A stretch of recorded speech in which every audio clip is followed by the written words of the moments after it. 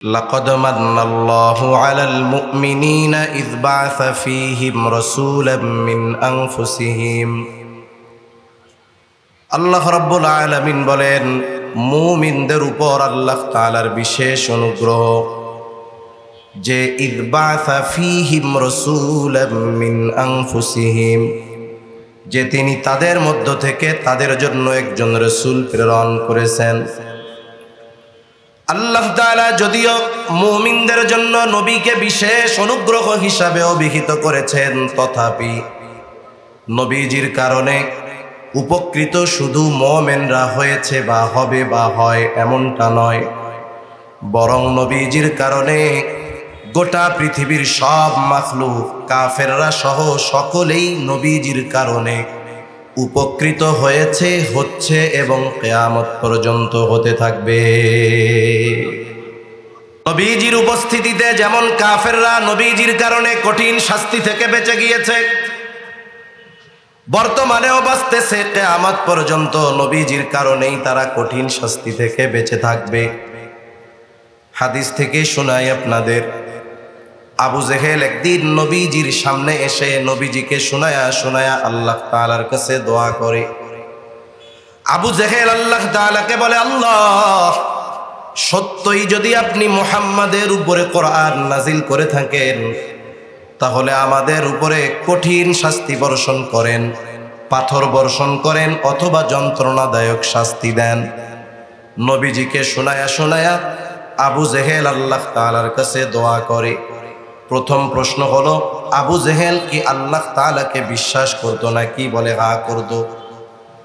আবু জেহেল যে আল্লাহ তাআলাকে বিশ্বাস করতো এ কথা আমার নয়, স্বয়ং আল্লাহ রাব্বুল আলামিন কোরআনুল কারীমের মধ্যে বলেন, ওয়ালাইন সাআলতাহুম মান খালাকাস সামাওয়াতি ওয়াল আরদ।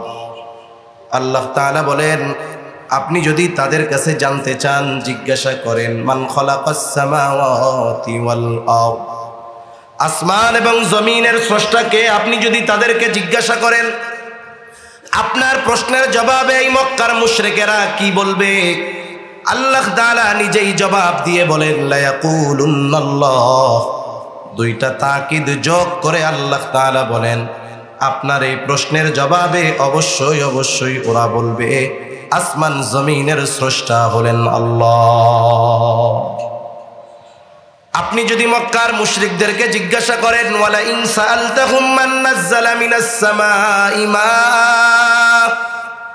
কে আসমান হতে পানি বর্ষণ করে, শুধু তাই না, ফাআহইয়া বিহিল আরদা বাদা মাউতিহা, বর্ষিত পানির দ্বারা কে মৃত জমিনকে পুনরায় পুনরুজ্জীবিত করে, ফেটে চৌচির হয়ে যাওয়া, শক্ত হয়ে যাওয়া ওই ফসল উৎপাদনের অনুপযুক্ত জমিনটাকে কে বৃষ্টির পানির মাধ্যমে ফসল উৎপাদনের উপযুক্ত করে তুলে।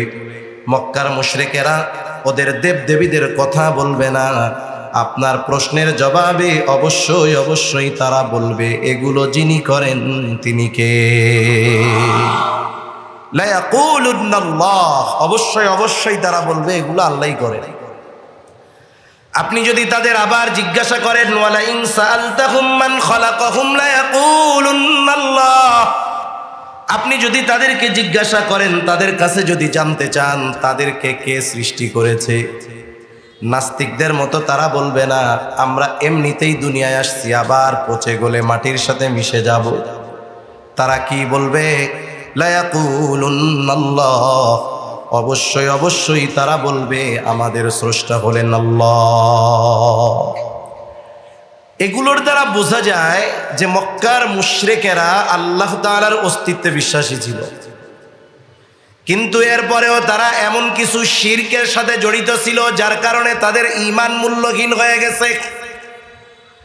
মক্কার মুশরিকেরা আল্লাহ তাআলাকে বিশ্বাস করত, এই জন্য আল্লাহ তাআলার কাছে দোয়া করতেছে। শুধু তাই না, হাদিসের মধ্যে আসছে, নবীজি বলেন, আবু জেহেল আল্লাহ তাআলার কাছে দোয়া করেছে, আর আল্লাহ তাআলা আবু জেহেলের দোয়াও কবুল করেছে।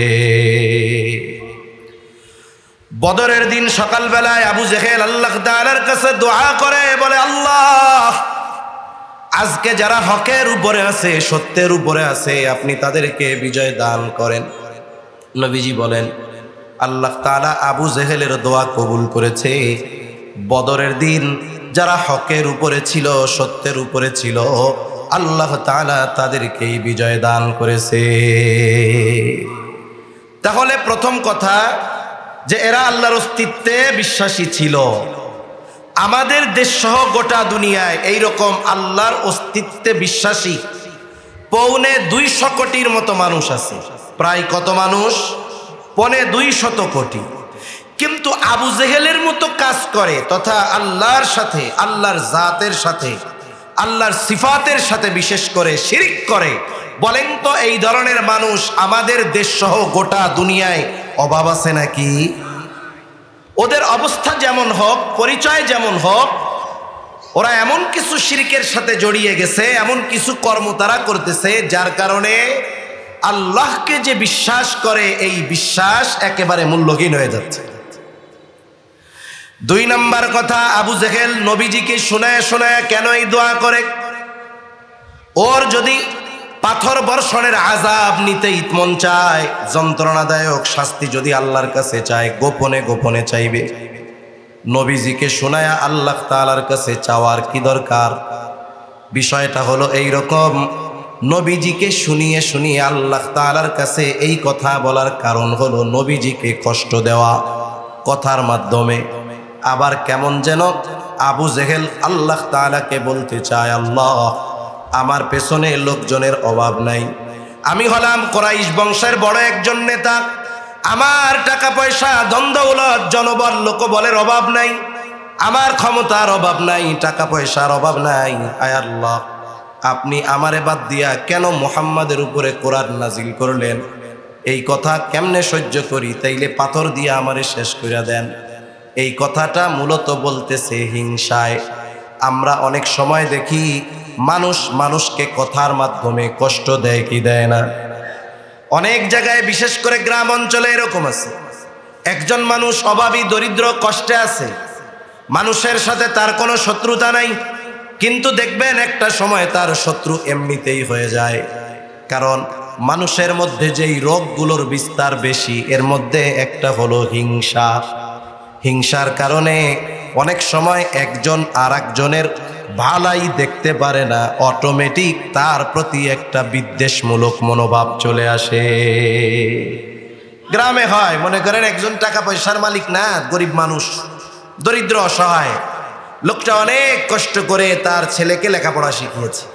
ছেলে জাগতিক লাইনে হোক, অন্য লাইনে হোক, বড় ব্যবসায়ী, টাকা পয়সাওয়ালা হয়েছে, আলহামদুলিল্লাহ, টাকা পয়সার অভাব নেই।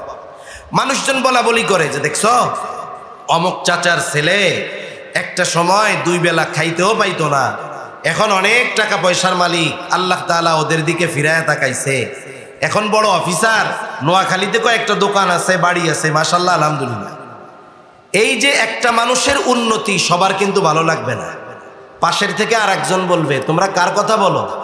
বলে অমকের বুলা অমক এইরকম উন্নতি অগ্রগতি হয়েছে। এখন ওই লোকটার তার উন্নতি শুনে আর ভাল লাগে না, তখন কি বলে, আয় আল্লাহ, অমকের বুলা এত টাকার মালিক, এই খবর শোনার আগে আমি মরলাম না কেন?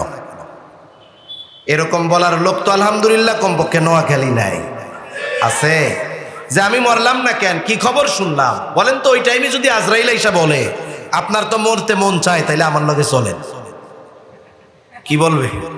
যে আসলে মরতে চাই না, এটা হলো এমনি এমনি কইছি, ঠিক কিনা? আসলে আবু জেহেল চায় না তার উপরে পাথর বর্ষণ হোক অথবা যন্ত্রণাদায়ক শাস্তি হোক, কিন্তু কেন বলল? বলে নবীজিকে শোনায় বলছে কথার দ্বারা কষ্ট দেওয়ার জন্য। স্বাভাবিক, নবীজিও তার আচরণে কষ্ট পেয়েছেন। মনে করেন আপনার একজন বন্ধু আছে, খুব খাতিরওয়ালা বন্ধু, আপনার জানে জিগার বন্ধু, একেবারে আপনার কাছের বন্ধু, আপনি মুআদ্দাব, ভদ্র মানুষ, শরীফ মানুষ, আপনি এক জায়গায় গিয়েছেন, আর একটা দুষ্টু লোক আপনাকে উদ্দেশ্য করে কিছু কথা বলতেছে, আপনি তো ভদ্র মানুষ, এই জন্য কিছু বলেন না, চোখটা নিচের দিকে দিয়া, চোখ দিয়ে আপনার পানি পড়তেছে তার কথার আঘাতের কারণে, কিন্তু আপনার বন্ধু পাশে আছে, তার পাওয়ার আছে, ক্ষমতা আছে। বলেন তো কোনো মানুষ যদি আপনাকে কথার দ্বারা কষ্ট দেয়, আপনার ওই বন্ধু কি ওই কথাগুলো শুনে চুপ করে থাকবে নাকি? চুপ থাকবে না। আপনি জবাব না দিলেও আপনার পক্ষ থেকে সে কি দিয়ে দিবে? জবাব দিয়ে দিবে। রাসূল আকরাম সাল্লাল্লাহু আলাইহি ওয়াসাল্লামকে আবু জেহেল শোনায় শোনায় কথাগুলো বলতেছে। নবীজি কিছু বলেন না, আল্লাহ রাব্বুল আলামিন নিজেই আবু জেহেলের এই কথার জবাবগুলো পাঠায় দিয়েছেন। সুবহানাল্লাহ বলেন। আল্লাহ তাআলাও কেমন যেন বলে, ও আবু জেহেল, তোমরা যেই কর্ম করো, তোমরা যেই কথা বলো, তোমরা ওই ধরনের শাস্তিরই উপযুক্ত। তবে এই ধরনের শাস্তির উপযুক্ত হওয়ার পরেও কেন আমি তোমাদের শাস্তি দেই না শুনে নাও। আল্লাহ তাআলা ওহী নাজিল করে আমার আপনার নবীজিকে জানায় দেন, ও নবী গো, ওদের কর্মের কারণে তো ওরা শাস্তির উপযুক্ত, তবে শাস্তিও তো দেই না আপনার জন্য। আল্লাহ তাআলা বলেন, ওয়ামা কানাল্লাহু লিউআযযিবাহুম ওয়া আনতা ফীহিম। আপনি যতক্ষণ তাদের মধ্যে আছেন আমি তাদেরকে ততক্ষণ শাস্তি দিব না। আপনি তাদের মধ্যে আছেন, আপনাকে আমি এই জন্য তাদেরকে আমি শাস্তি দিব না। এখন কেন? নবী আছে, ওদেরকে কেন শাস্তি দিবেন না? কিন্তু অতীতে তো আল্লাহ তাআলা অনেক সম্প্রদায়কে শাস্তি দিয়েছেন। দিয়েছেন কি দেন নাই? আল্লাহ তাআলা কেন নবী জমিনে আছেন আর ওদের শাস্তি দিবেন না কেন?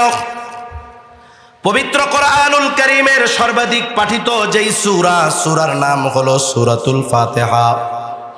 এমন একটা সূরা যেই সূরা প্রত্যেক নামাজের প্রতি রাকাতে লাগে। ইমামের পেছনে যখন পড়া হয়, ইমামের কেরাত, মুসল্লির কেরাত, নিজে যখন একাকী পড়া হয়, সূরা ফাতিহা পড়তে হয়। সূরা ফাতিহার শুরুতেই আমরা বলি আলহামদুলিল্লাহি রাব্বিল আলামিন। সকল প্রশংসা আল্লাহর জন্য।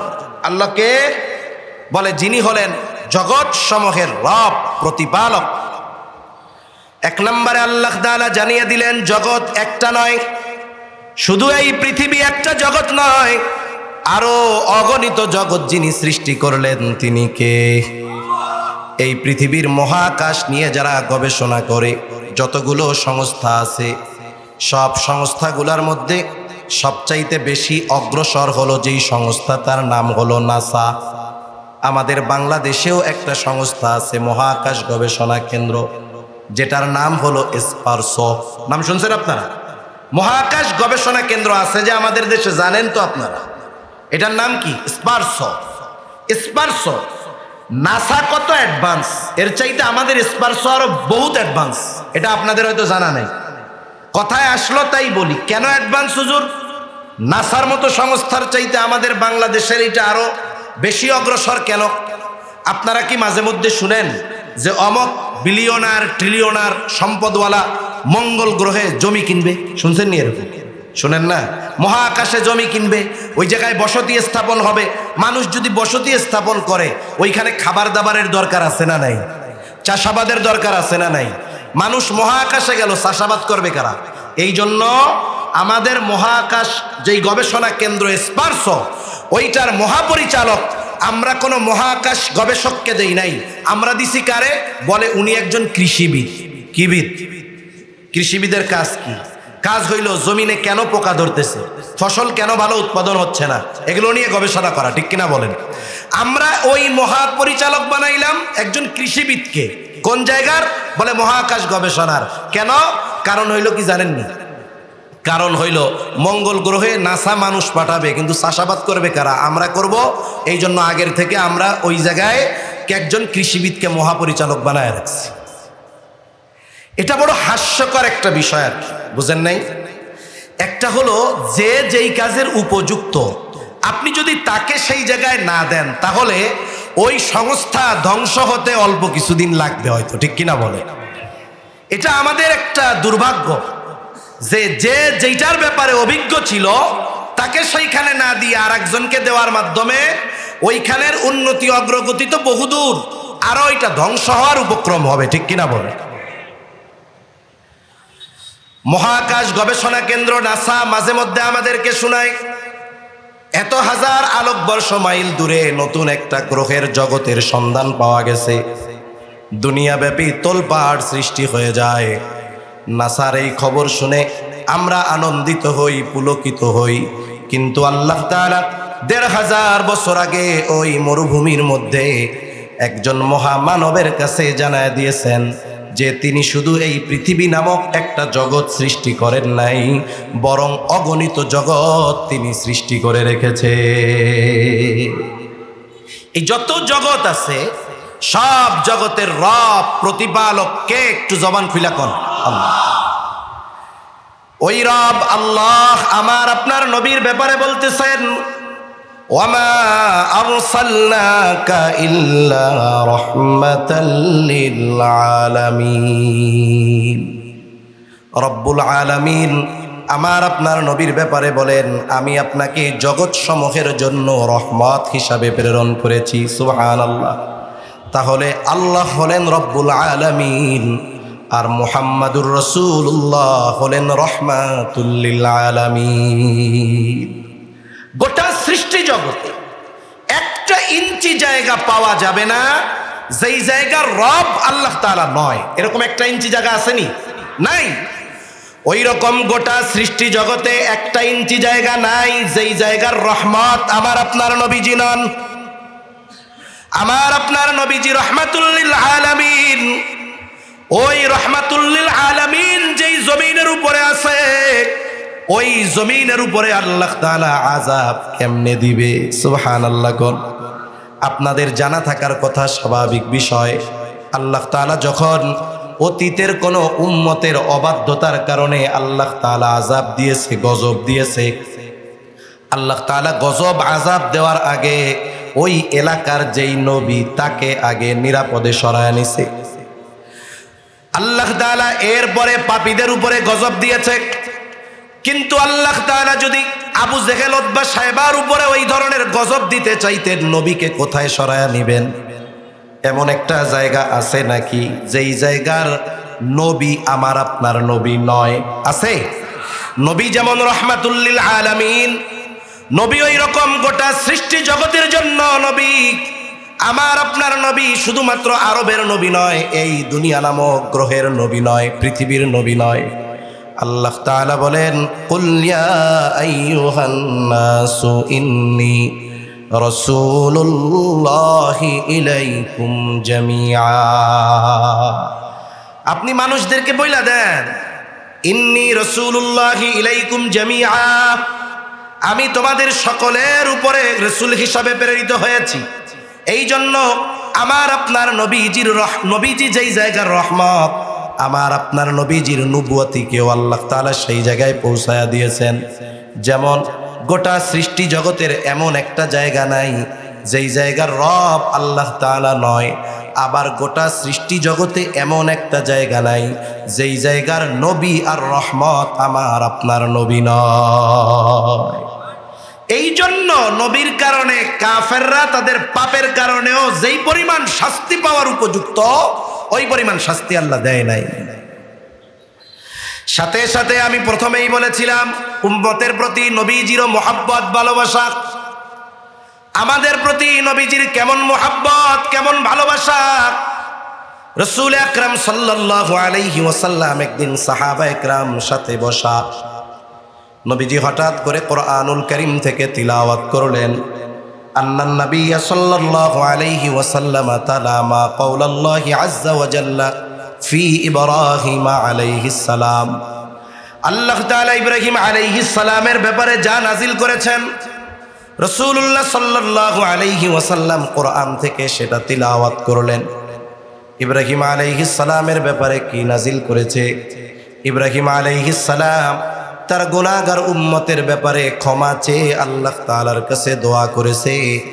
আল্লাহ তাআলা কোরআনুল কারীমের সূরা ইব্রাহিমের 13তম পারায় 19 নম্বর পৃষ্ঠার মধ্যে আল্লাহ তাআলা বলেন, রব্বি ইন্নাহুন্না আযলালনা কাসীরাম মিনান নাস ফামান তাবিআনি ফাইন্নাহু মিন্নী ওয়ামান আসানি ফাইন্নাকা গফুরুর রহিম। ইব্রাহিম আলাইহিস সালাম দোয়া করতেছে, আমার রব ইন্নাহুন্না আদলালনা কাসীরাম মিনান নাস, এই প্রতিমাগুলো, এই মূর্তিগুলা অধিকাংশ মানুষকে পথভ্রষ্ট করে ফেলছে। ফামান তাবিআনি ফাইন্নাহু মিন্নি, তবে যে আমার আনুগত্য করেছে তার বিষয়টা তো ভিন্ন, কারণ সে তো আমার দলভুক্ত। ওয়ামান আসানি ফাইন্নাকা গফুরুর রহিম, আর যে আমার আনুগত্য করে নাই, হায় আল্লাহ আপনি তো গফুর, আপনি তো রহিম। ইব্রাহিম আলাইহিস সালাম কেমন যেন বলতে চায়, এই গুনাহগার যারা এরাও তো আমার উম্মত, আপনি তো গফুর, আপনি তো রহিম, আপনি চাইলে আমার এই অবাধ্য গুনাহগার উম্মত গুলাকেও মাফ করে দিতে পারে। وقال عيسى عليه السلام إن تعذبهم فإنهم عبادك وإن تغفر لهم فإنك أنت العزيز الحكيم। ঈসা আলাইহিস সালাতু ওয়াস সালাম তার গুনাহগার উম্মতের ব্যাপারে আল্লাহ তাআলার কাছে বলেন, ইন তুআযিবুহুম ফাইন্নাহুম ইবাদুক, আপনি যদি তাদেরকে শাস্তি দেন তারা তো আপনারই বান্দা। ওয়া ইন তাগফির লাহুম, আর যদি আপনি তাদেরকে মাফ করে দেন, ক্ষমা করে দেন, ফাইন্নাকা আনতাল আজিজ, আপনি হলেন মহাপরাক্রমশালী, আপনি হলেন হাকিম, মহাপ্রজ্ঞাময়। ঈসা আলাইহিস সালামও কেমন যেন বলতে চায়, আল্লাহ আমার গুনাহগার উম্মত আপনার এই বান্দাগুলোকে আপনি মাফ করে দেন। প্রত্যেকটা নবী তার উম্মতকে ভালোবাসে। উম্মত নেককার হোক আর বদকার হোক, উম্মতের প্রতি প্রত্যেকটা নবীর মোহাব্বত, ভালোবাসা আছে না নাই? আছে। বরং কিছু কিছু ক্ষেত্রে ভালোর চাইতে খারাপটার জন্য চিন্তা আরো বেশি হয়, ঠিক কিনা বলেন? যেমন মনে করেন একজনের 3টা ছেলে, 3 ছেলের মধ্যে 2 ছেলে খুব ভালো, একেবারে নামাজি, দিনদার, মুত্তাকি, পরহেজগার, সকলেই তাদের প্রশংসা করে, সুনাম বলে। কিন্তু ছোট যেই ছেলেটা, এইটা ওই 2 জনের ভালোকে যদি এক পাল্লায় দেওয়া হয় আর ওর খারাপিকে যদি এক পাল্লায় দেওয়া হয়, ওই খারাপির পাল্লাটা ভারী হবে বেশি। এখন বলেন তো, মা বাবা ওই ভালো 2 সন্তানকে নিয়ে বেশি চিন্তা করে নাকি খারাপটারে নিয়ে করে? আল্লাহ তাআলার কাছে যখন দোয়া করে, ভালো 2টার চাইতে খারাপটার জন্য বেশি করে, ঠিক না? আল্লাহ তাআলার কাছে এমন ভাবেও বলে, আল্লাহ মরার আগে যদি আমার ওই 2 ছেলের মতো ছোট ছেলেটারও দেখা যাইতে পারতাম, মইরাও শান্তি পাইতাম।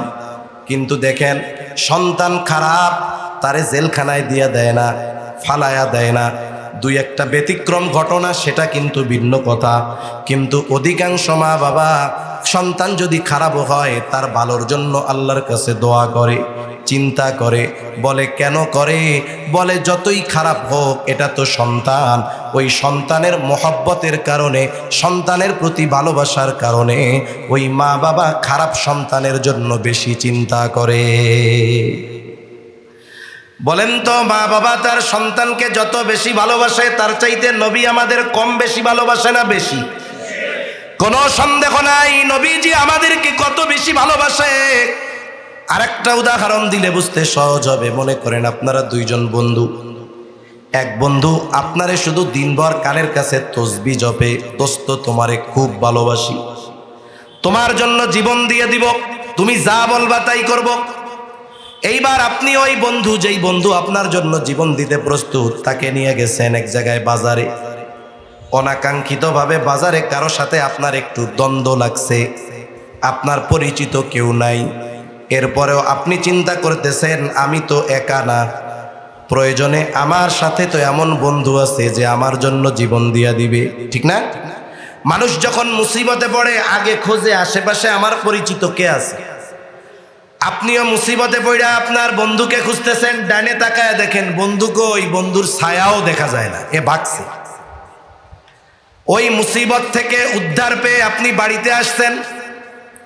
বাড়িতে আসার সাথে সাথে সিএনজি থেকে নামার সাথে সাথে ওই বন্ধু দৌড় দিয়ে আপনার গলা জড়ায়া ধইরা বলে, বন্ধু তোমারে এত ভালোবাসি, তোমার জন্য জীবন দিয়া দিব।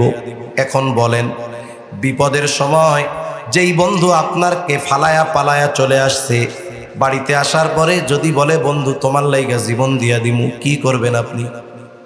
মিষ্টি খাওয়াবেন, রসগোল্লা দিবেন, আগে পারলে সাইজ করবেন, ঠিক কিনা বল?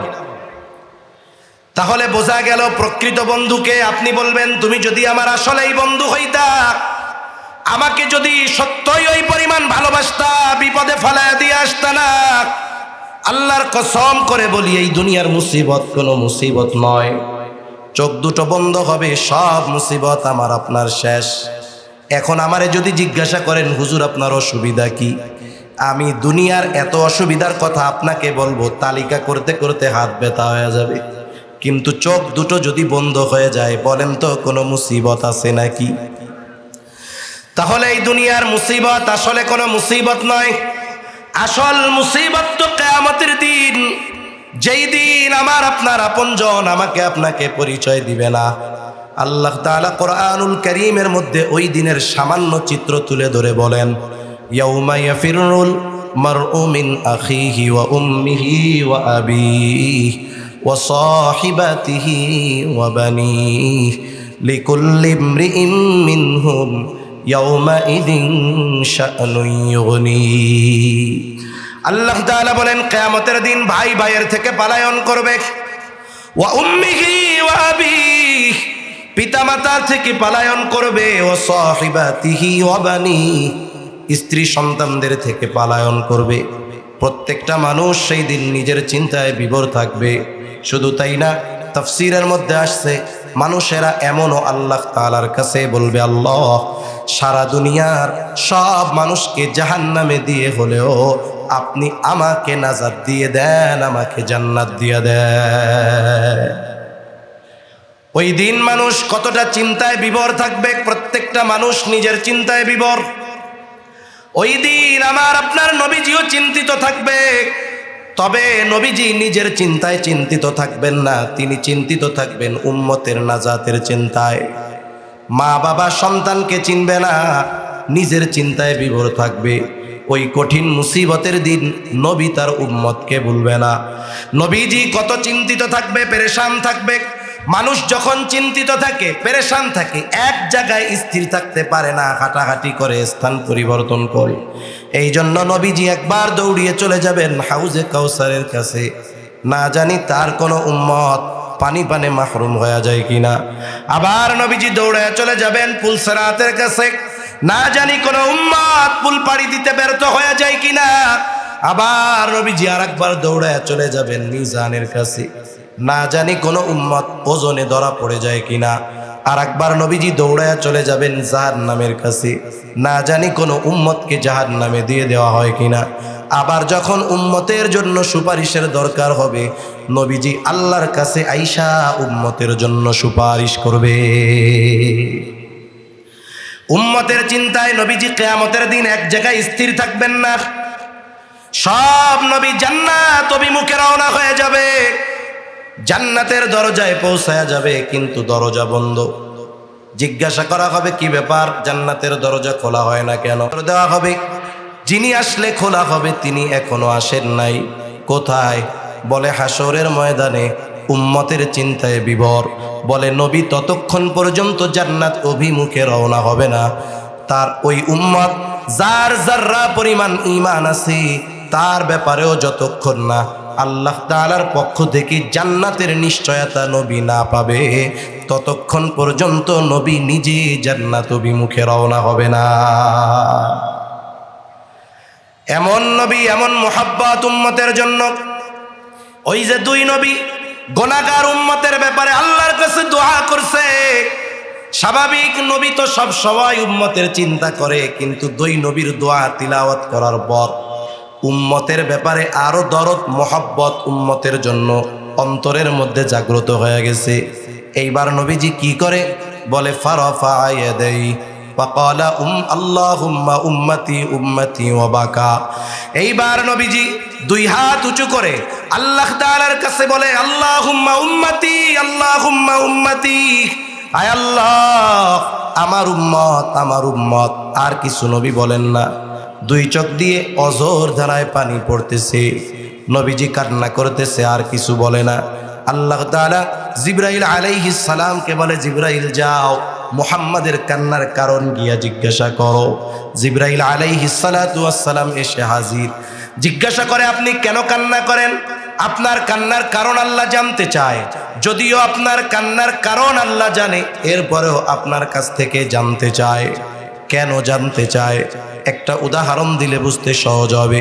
নোয়াখালীর মানুষ, উলামায়ে কেরাম, এখানে ঘরে ঘরে আলেম আছে, মাদ্রাসা আছে। স্বাভাবিকভাবে যেই মাদ্রাসাগুলোর মধ্যে আবাসিক ছোট ছোট বাচ্চারা থাকে, হিফজখানায় পড়ে, মক্তবে পড়ে, 5, 6, 7 বছর বয়স ছোট বাচ্চা। এই বৃহস্পতিবার আসরের পরে বিকালবেলা কোনো ছোট বাচ্চা যদি ওস্তাদের সামনে গিয়া আসরের পরে বসে বসে কান্না করে, কিছু বলে না, শুধু কান্না করতেছে, বলেন তো বৃহস্পতিবার আসরের পরে ওস্তাদের সামনে গিয়া যদি কোনো ছাত্র কান্না করে, এই কান্নার কারণ কি ওস্তাদ বুঝেন কি বুঝেন না? কি জন্য কান্না করে? সে ছুটি চায়, বাড়িতে যাইতে চায়, ওস্তাদ বুঝে। ছাত্র কান্না করে, ওস্তাদ বুঝার পরেও জিজ্ঞাসা করে, কান্না করো কেন? এইবার ছাত্রের কান্নার গতি দ্বিগুণ বেড়ে যায়। ও মনে মনে চিন্তা করে, আমি কাঁদতেছি বাড়ি যাওয়ার লাইগা, হুজুর বুঝার পরেও আবার জিজ্ঞাসা করে কেন? হুজুর বলে, তুমি যতই কান্না করো কাজ হবে না। কেন কান্না করতেছো আগে এইটা কও।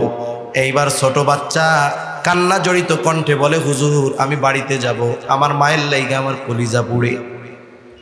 ছোট ভাইয়ের জন্য কলিজাটা পুড়ে, একটু দেখতে মন চায়। ওস্তাদ এইবার একটা হাসি দিয়া বলে, যাও আগামী দিন মাগরিবের আগে আবার মাদ্রাসায় চলে আসবা। এখন কথা হলো, ছাত্রের কান্নার কারণ বোঝার পরেও, জানার পরেও কেন ওস্তাদ ছাত্রের মুখ দিয়ে শুনতে চায়? বলে, এটা হলো ওস্তাদ ছাত্রের মধ্যে একটা ভালোবাসার বহিঃপ্রকাশ। নবীজি কান্না কেন করে? আল্লাহ তাআলা কারণ জানার পরেও কেন নবীজির মুখ দিয়ে শুনতে চায়? বলে, এটা হলো আল্লাহ তাআলার আমার আপনার নবীর প্রতি মহব্বতের বহিঃপ্রকাশ। এই কারণটা আরো বিশ্লেষণ করতে গেলে লম্বা সময় চলে যাবে, এবার ওর দিকে যাব না। আল্লাহর নবী এইবার জিবরাইল আলাইহিস সালামকে সব কিছু খুলে বললেন।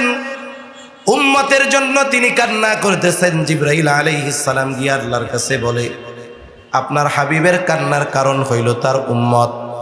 আল্লাহ তাআলা বলে, জিবরাইল যাও মুহাম্মদকে গিয়ে জানায় দাও, আমি অচিরেই তাকে তার উম্মতের ব্যাপারে সন্তুষ্ট করব, আমি তাকে তার উম্মতের ব্যাপারে অসন্তুষ্ট করব না। এ কথার দ্বারা কি বোঝা যায়? আমরা যদি সুযোগ পাই রাষ্ট্রের প্রধানের কাছে, আমরা যদি সুযোগ পাই বড় কোনো মানুষের কাছে, আগে নিজের কথা বলি, পরিবারের কথা বলি। কিন্তু আমার আপনার নবী যখনই সুযোগ পেয়েছে উম্মতের কথা আল্লাহ তাআলার কাছে বলছে। আরশে আজিম সফরে নিয়ে গেছে আল্লাহ তাআলা মেরাজে। আল্লাহর নবী ওইখানে গিয়াও অন্যদের কথা না বইলা উম্মতের কথা বেশি কইরা বলছে। এই জন্য নবীর যে উম্মতের প্রতি ভালোবাসা, দরদ মায়া কত বেশি, হাদিস বললে অনেকগুলা বলা যাবে, কিন্তু কিছু কিছু বিষয় আছে একজন বলার দ্বারা এটা লক্ষ মানুষের চাইতেও বেশি গ্রহণযোগ্য হয়। ঠিক কিনা বলেন? নবী যে আমাদের ভালোবাসেন, কত ভালোবাসেন, এই ভালোবাসার খবর কথা যিনি আমাদের জানায় দিয়েছেন তিনি কে? আল্লাহ তাআলা জানায় দিছে কত ভালোবাসেন নবীজি আমাদের। আল্লাহ তাআলা ওই আয়াতের মধ্যে বলেন, লাকাদ জাআকুম রাসূলুম মিন আনফুসিকুম আজিজুন আলাইহি মা আনিতুম হারিসুন আলাইকুম বিল মুমিনিনা রাউফুর রহিম। এখানে আল্লাহ তাআলা উম্মতের ব্যাপারে নবীজি কেমন, এই বিষয়ে 4টি বিষয় বলেছেন। 1 নম্বর বিষয় হলো, যে ব্যক্তি নবীজির পরে দুনিয়ায় আসছে কিন্তু ঈমান আনে নাই, সেও কিন্তু নবীজির উম্মত। উম্মত হিসাবে সকলের প্রতি নবীজির দরদ আছে, মহব্বত আছে, ভালোবাসা আছে। আল্লাহ তাআলা সেই কথা বলেন, লাকাদ জাআকুম রাসূলুম মিন আনফুসিকুম আজিজুন আলাইহি মা আনিতুম। আল্লাহ তাআলা বলেন, তোমাদের মধ্য থেকে তোমাদের জন্য এমন একজন রাসূলের আগমন হয়েছে। কেমন তিনি? বলে, আজিজুন আলাইহি মা আনিতুম, তোমাদের জন্য যেটা কষ্টের সেটা তাকেও কষ্ট দেয়। তার মানে উম্মত যেটাতে কষ্ট পায় নবীজিও সেই জিনিসের কারণে কষ্ট পায়। আজিজ সমব্যথী বলা যায়, সমব্যথী। আমার ব্যথায় আরেকজন কষ্ট পায়, তারে কি বলবো? আমার আজিজ। আমার কষ্টে সে কষ্ট পাইতেছে। এখন কথা হইল, কষ্ট আমি পাই, তা আমার কষ্ট নবীজি অনুভব করে কেন? একটা উদাহরণ দিই, বুঝতে চাইলে সহজ হবে। মনে করেন একজনের বাচ্চা আছে, বয়স হলো 2 বছর, 2.5 বছর বা 1.5 বছর এরকম। বাচ্চা যখন ছোট থাকে, একেবারে দুগ্ধপোষ্য শিশু, কথা বলতে পারে না, তখন ওই বাচ্চার প্রতি যেমন মোহাব্বত থাকে, ওই বাচ্চার যখন বুলি ফুটে, কথা ফুটে, মুখ দিয়া আব্বু আব্বু ডাকে, আম্মু আম্মু ডাকে, বলেন তো আগের চাইতে মোহাব্বত ভালোবাসা বাড়ে নাকি কমে? নিঃসন্দেহে বাড়ে। মনে করেন প্রত্যন্ত অঞ্চল, এই 2-2.5 বছরের একটা বাচ্চা প্রচন্ড রকমের জ্বরাক্রান্ত হয়ে গেছে। এতটা জ্বর, থার্মোমিটারে দেখা গেলে 106 ডিগ্রি জ্বর, এতটা জ্বর। আবার প্রত্যন্ত অঞ্চল, ডাক্তারের কাছে নিয়ে যাওয়াও সম্ভব নয়, নিয়ে যাওয়ারও কোনো ব্যবস্থা নাই, ওষুধপত্রও ঘরে নাই। গভীর রাত, ওই ছোট সন্তান জ্বরের যন্ত্রণায় কাতরায়, কষ্টের আওয়াজ তার মুখ দিয়ে বের হচ্ছে, কেমন যেন চোখ দুটো ফেটে বের হয়ে যাচ্ছে, গাটা কেমন যেন আগুনে পুড়ে যাচ্ছে। বাচ্চা কষ্টের যন্ত্রণায় আহ আহ শব্দ তার জবান দিয়ে বের হচ্ছে। ওই অসুস্থ জ্বরাক্রান্ত বাচ্চার পাশে বসা তার মা বাবা। কিছু অনুভূতি আছে যেগুলো ওয়াজ করে বোঝানো যায় না, এটা বাস্তবে হৃদয় দিয়ে অনুধাবন করতে হয়, বাস্তবতা সেটাকে শিখিয়ে দেয়। যাদের সন্তান আছে তারা বুঝবেন। বলেন তো, জ্বরের কারণে ওই ছোট বাচ্চা যতটা কষ্ট পাবে, ওই বাচ্চার পাশে বসে থাকা তার মা বাবা তার চাইতে কষ্ট বেশি পায় না কম পায়? তারা তোর জ্বরাক্রান্ত নয়, তারা কষ্ট পায় কেন? বলে এই কষ্ট মোহাব্বতের কারণে, ভালোবাসার কারণে। মা বাবা সন্তানকে ভালোবাসার কারণে, সন্তানের কারণে সে কষ্ট পায়, অনুভব হয় কষ্টটা। এখন বলেন তো, মা বাবা সন্তানকে যত ভালোবাসে, নবী তার উম্মতকে তার চাইতে বেশি ভালোবাসে নাকি কম ভালোবাসে? এই জন্য ভালোবাসার কারণে উম্মতের কষ্টে নবী কষ্ট পায়। আল্লাহ তাআলা সেই কথাই বলেন, আজিজুন আলাইহি মা আনিতুম। 2 নম্বরে বলেন হারিসুন আলাইকুম, তিনি তোমাদের ব্যাপারে সর্বোচ্চ কল্যাণকামী। নবী প্রত্যেকটা উম্মতের ব্যাপারে কল্যাণকামী। এক হাদিসের মধ্যে আসছে, নবীজি বলেন আল্লাহ তাআলা প্রত্যেকটা নবীকে তার উম্মতের ব্যাপারে বিশেষ একটা দোয়া করার অনুমতি দিয়েছেন, এবং এই দোয়া কবুলের প্রতিশ্রুতি আল্লাহ তাআলা দিয়েছেন। নবীজি বলেন সব নবী দুনিয়ায় তার উম্মতের ব্যাপারে এই দোয়াটা করে ফেলছে, আমি এই দোয়াটাকে সংরক্ষণ করে রেখেছি। কেন? বলে কিয়ামতের দিন এই দোয়াটা আমি আমার উম্মতের জন্য আল্লাহ তাআলার কাছে সুপারিশ হিসাবে করব। কারণ ওই দোয়া দুনিয়াতে করলে যত কল্যাণ হবে, তার চাইতে ওই সময় করলে বেশি কল্যাণ হবে। এই 2টা বিষয় সকলের জন্য, তবে তিনি তো মুমিনদের জন্য বিশেষ অনুগ্রহ। কারণ আল্লাহ তাআলা বলেছেন লাকাদ মান্নাল্লাহু আলাল মুমিনিন, তিনি হলেন মুমিনদের জন্য আল্লাহ তাআলার পক্ষ থেকে বিশেষ অনুগ্রহ। এই জন্য নবীর উম্মতের প্রতি, মুমিন যারা, তাদের প্রতি ভালোবাসাও স্পেশাল। কতটা স্পেশাল?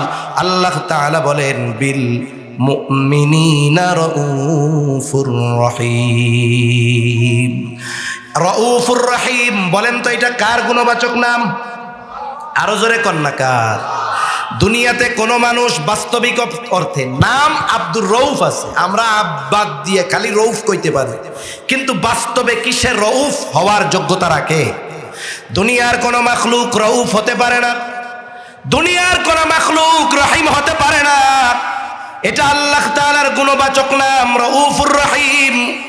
আল্লাহ তাআলা হলেন রাউফুর রহিম, অতিশয় আল্লাহ তাআলা হলেন রাউফুর রহিম। এখন আমার আপনার নবী আমাকে আপনাকে কত ভালোবাসে, যারা ইমানদার উম্মত তাদের কত ভালোবাসে, আল্লাহ তাআলা এই কথাটা বোঝানোর জন্য তিনি আমার আপনার নবীজির শানে স্বয়ং নিজে রউফুর রহিম শব্দটা ব্যবহার করেছে। আল্লাহ তাআলা বলতেছে, আমরা আল্লাহকে বলি আল্লাহ আপনি হলেন রউফুর রহিম, আর নবীজি বলতেছে, আল্লাহ বলতেছে যে এই নবী তার মুমিন উম্মতদের ব্যাপারে রউফুর রহিম। সুবহানাল্লাহ, আল্লাহু আকবার। কতটুক বুঝতে পারছেন আমি জানি না, আমি বুঝাইতে সক্ষম হয়েছি কিনা তাও জানি না। আল্লাহ তাআলা বলতেছেন নবীজিকে, নবীজির ব্যাপারে যে এই নবী হলেন তার মুমিন উম্মতের ব্যাপারে রউফুর রহিম। সুবহানাল্লাহ বলেন। তাহলে নবীজি যে আমাদের সর্বোচ্চ ভালোবাসেন এ ব্যাপারে কোনো সন্দেহ আছে নাকি? যেই নবী আমাকে আপনাকে এত ভালোবাসে সেই নবীর ব্যাপারেও আমাদের সর্বোচ্চ ভালোবাসা থাকার দরকার আছে না নাই? এই জন্য নবীজিকে ভালোবাসা এটা হলো মুমিনের ঈমান। এজন্য নবীজিও বলেন লা ইউমিনু আহাদুকুম হাত্তা আকুনা আহাব্বা ইলাইহি মিন ওয়ালিদিহি ওয়া ওয়ালাদিহি ওয়ান নাসি আজমাইন। নবীজি বলেন তোমাদের মধ্যে কেউ ততক্ষণ পর্যন্ত মুমিন হতে পারবে না যতক্ষণ না সে তার পিতা মাতা সন্তান সন্ততি এক কথায় সকলের চাইতে আমি নবীকে বেশি ভালো না বাসবে। তাহলে নবীজিকে ভালোবাসতে হবে নিজের জীবনের চাইতে বেশি, ঠিক কিনা বলেন? কারা নবীজিকে ভালোবাসতে তৈরি আছি? নারায়ে তাকবীর, মাশাআল্লাহ। হাত নামাই। একটা মানুষকে সর্বোচ্চ ভালোবাসা আমরা বাসতে পারবো কখন? বলে সামনে পাবো যখন, ঠিক কিনা বলেন? আমরা তো নবীজিকে সামনে পাই নাই। আবু বকর রাদিয়াল্লাহু তাআলা আনহু নবীজিকে সামনে পেয়েছে নবীর মহব্বতে, নবীর কথায় ঘরের সব সম্পদ এনে নবীর সামনে হাজির করেছে। আমরা তো নবীজিকে সামনে পাই নাই। তালহা তো নবীজিকে সামনে পেয়েছে, এই জন্য নিজের বুকটাকে নবীর জন্য ডাল বানায়া দিছে। আমাদেরও তো নবীকে ভালোবাসতে মন চায়। কেমনে ভালোবাসবো? জীবন দেওয়ার সুযোগ যদি আসে জীবন দিলাম, কিন্তু ভালোবাসা তো সব সময় চলতে হবে। কেমনে সব সময় ভালোবাসবো?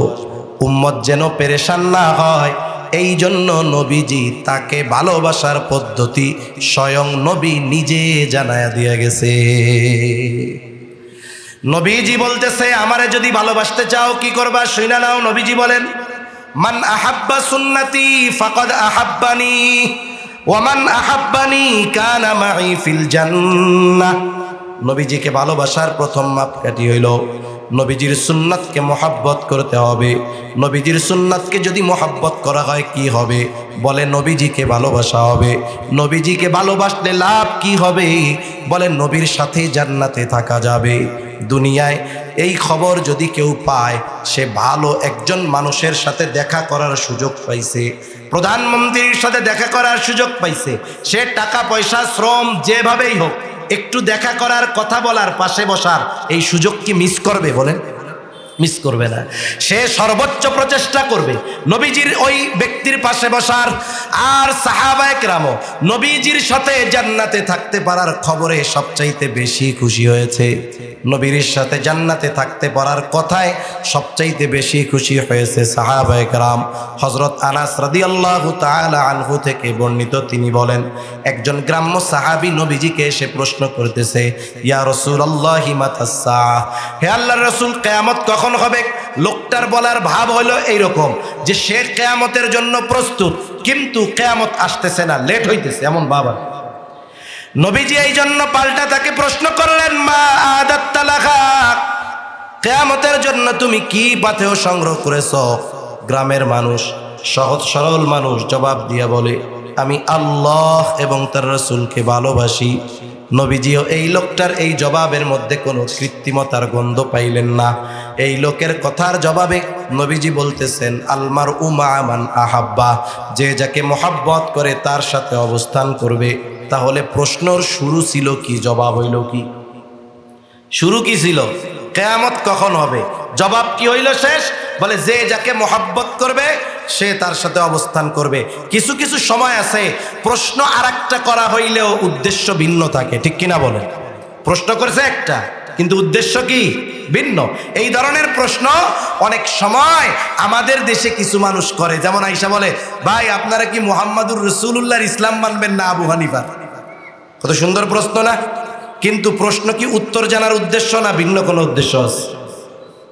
এরকম আছে কিছু লোক। ওই লোকটা জবাব পেয়ে গেছে, এবার চলে গেল। হযরত আনাস রাদিয়াল্লাহু তাআলা আনহু বলেন, আল মারউ মা'a মান আহাব্বা। এই কথাটা শুনে আমরা এতটা খুশি হয়েছি যে ইসলাম গ্রহণের পরে আর কোনো কথায় আমরা এতটা খুশি হই নাই। তাহলে নবীজির সুন্নাতকে মোহাব্বত করলে নবীর সাথে জান্নাতে থাকা যাবে। এখন প্রশ্ন হইল, ফ্যাসিলিটি পাওয়া যাবে, জান্নাতে ঢুকতে পারবে, ঠিক কিনা বলেন? আপনি টিকিট পাইছেন, যে আপনাকে এক কাউন্টার টিকিট দিছে, সৌজন্য টিকিট। এখন আপনি যদি বাড়ি বসে থাকেন, ওই সৌজন্য টিকিট কোনো কাজে আসবে নাকি? সুযোগ আছে যাওয়ার, আগে আপনার কাউন্টারে যাইতে হবে, বাসে উঠতে হবে। তাহলে নবীর সাথে যদি জান্নাতে থাকতে হয়, আগে তো জান্নাতে যাওয়া লাগবে। জান্নাতে কারা যাবে, কিভাবে যাওয়া যাবে, তাও নবী জানায়া দিয়ে বলেন, কুল্লু উম্মতি ইয়াদখুলুনাল জান্নাতা ইল্লা মান আবা। নবীজি বলেন, আমার সব উম্মত জান্নাতে প্রবেশ করবে, আবা উম্মত ছাড়া। জিজ্ঞাসা করা হলো, আবা উম্মত কারা? নবীজি বলেন, মান আতাআনি দাখালাল জান্নাহ ওয়া মান আসানি ফাকাদ আবা। যারা আমার আনুগত্য করবে তারা জান্নাতে প্রবেশ করবে, আর যারা আমার আনুগত্য করবে না তারা আবা উম্মত, তারা জাহান্নামে প্রবেশ করবে, তারা জান্নাতে প্রবেশ করতে পারবে না। সর্বশেষ কথা আমি যেটা বলে শেষ করব, একটু চিন্তা করে দেখবেন, সময়ও শেষ, 4-5 মিনিটের মধ্যে আমি শেষ করে দিব। আচ্ছা, এই দুনিয়াতে আমরা তো কেউ চিরস্থায়ী না, চিরদিন কেউ বেঁচে থাকতে পারবো না, ঠিক কিনা বলেন? সকলকে মারা যেতে হবে না? সকলেই মারা যাবে। আমাদের মধ্যে যখন কেউ মারা যায়, অথবা আমি আপনি যখন মারা যাব, কি করবে? প্রথমেই গায়ের পোশাকগুলো খুলে নিবে, এরপরে গোসলের ব্যবস্থা করবে, গোসল দেওয়ার পরে কাফন পরায়া দিবে। এইবার সুন্দর মতো খাটিয়ার উপরে লাশটাকে কাফন দ্বারা ভালো মতো মোড়ানো হবে। এরপরে জানাজার ময়দানে নিয়ে যাবে, জানাজা শেষ। এইবার খাটিয়াটা ধরে কবরস্থানে, যেখানে কবর দেওয়া হবে, কবরের পাশে নিয়ে যাওয়া হবে। এইবার 2 জন কবরের মধ্যে নামবে, উপর থেকে 2 জন বা 3 জন লাশটাকে নিচে ধরায়া দিবে কবরস্থ করার জন্য। বলেন তো, যখন কোনো মাইয়াতকে কবরস্থ করা হয়, এই সময় একটা দোয়া পড়া হয়, দোয়াটা জানা আছে তো আপনাদের? কি বলে বলেন তো?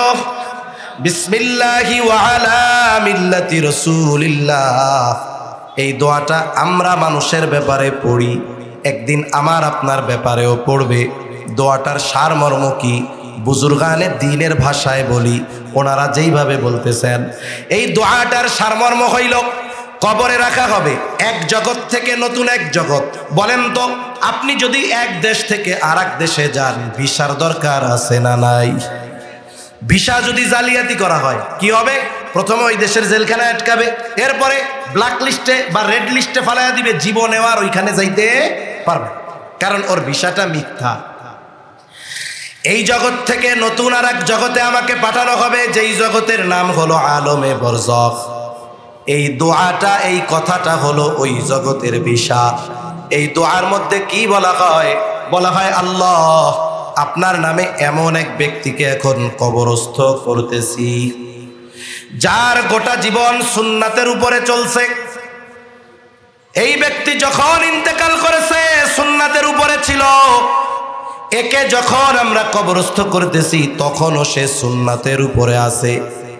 যদি বলেন, কথাটা এমনও হতে পারে, বিসমিল্লাহি ওয়া আলা মিল্লাতি রাসূলিল্লাহ, আই সুন্নতি রাসূলিল্লাহ, যে আল্লাহ আপনার নামে এই ব্যক্তিকে কবরস্থ করতেছি, যার গোটা হায়াত সুন্নাতের উপরে অতিবাহিত হয়েছে। আমার কাউকে কষ্ট দেওয়া উদ্দেশ্য নয়, আমি কষ্ট পাইলে আগের থেকে হাত জোড় করে ক্ষমা চায়া নেই। মনে করেন এই দোয়াটা বলে এমন একজন ব্যক্তিকে কবরে রাখা হইল, যার সাথে রাসূলের সুন্নাতের, রাসূলের সিরাত, রাসূলের জীবন আদর্শের কোনো মিল খুঁজে পাওয়া যায় না। এমন একজনকে রাখা হইল যার মুখের মধ্যে দাড়ি নাই, সারাটা জীবন সুন্নাতের বিরোধিতা করেছে, সুন্নাতওয়ালাদের বিরোধিতা করেছে। যদি পরিচয়ে মুসলমান হয় এই দোয়াটা তার ব্যাপারেও বলা হবে। এখন বলেন, আল্লাহ না করুন এই দোয়াটা যার ব্যাপারে বলা হলো তার মধ্যে সুন্নাতের বালাই নাই, সুন্নাতের বিরোধিতা করছে, সুন্নাতকে ভালোবাসে নাই, নিজেও অনুসরণ করে নাই। এখন বলেন তো তার ব্যাপারে বিসমিল্লাহি ওয়া আলা মিল্লাতি রাসূলিল্লাহ সত্য হবে নাকি মিথ্যা হবে? তাহলে এক দেশে যদি মিথ্যা ভিসা দিয়ে ঢুকতে চায় শাস্তি আছে না নাই? তাহলে আখিরাতের প্রথম ঘাঁটি কবর। এইখানে যদি আমার আপনার ব্যাপারে এমন দোয়া বলে আর এই দোয়া যদি আমার আপনার ব্যাপারে মিথ্যা হয়, তাহলে আমার আপনার জন্য সাইজ আছে না নাই? এজন্য মৃত্যু কোন সময় আসে বলা যায় না। বলা যায়? বলা যায় না। জীবনটাকে রসূলের আদর্শে, রসূলের সিরাতে তথা সুন্নাতের আলোকে এমনভাবে সাজাবো যেখানেই মৃত্যু হোক না কেন, আমাকে যখন কবরে রাখা হবে, আমার ব্যাপারে যখন বলা হবে বিসমিল্লাহি ওয়া আলা মিল্লাতি রাসূলিল্লাহ, এই দোয়াটা বললে আমার ব্যাপারে দোয়াটা যদি সত্য হয় তাহলে আমি কামিয়াব। ঠিক কিনা বলেন? আল্লাহ তাআলা আমাদের সকলকে রসূলের সুন্নাতের আলোকে, রসূলের মুহাব্বতকে অনুধাবন করে রসূলের সিরাতের আলোকে এ জীবন আল্লাহ সাজানোর তৌফিক দান করেন। সকলে বলি আমিন। ওয়া আখিরু দাওয়ানা আনিল হামদুলিল্লাহি রাব্বিল আলামিন।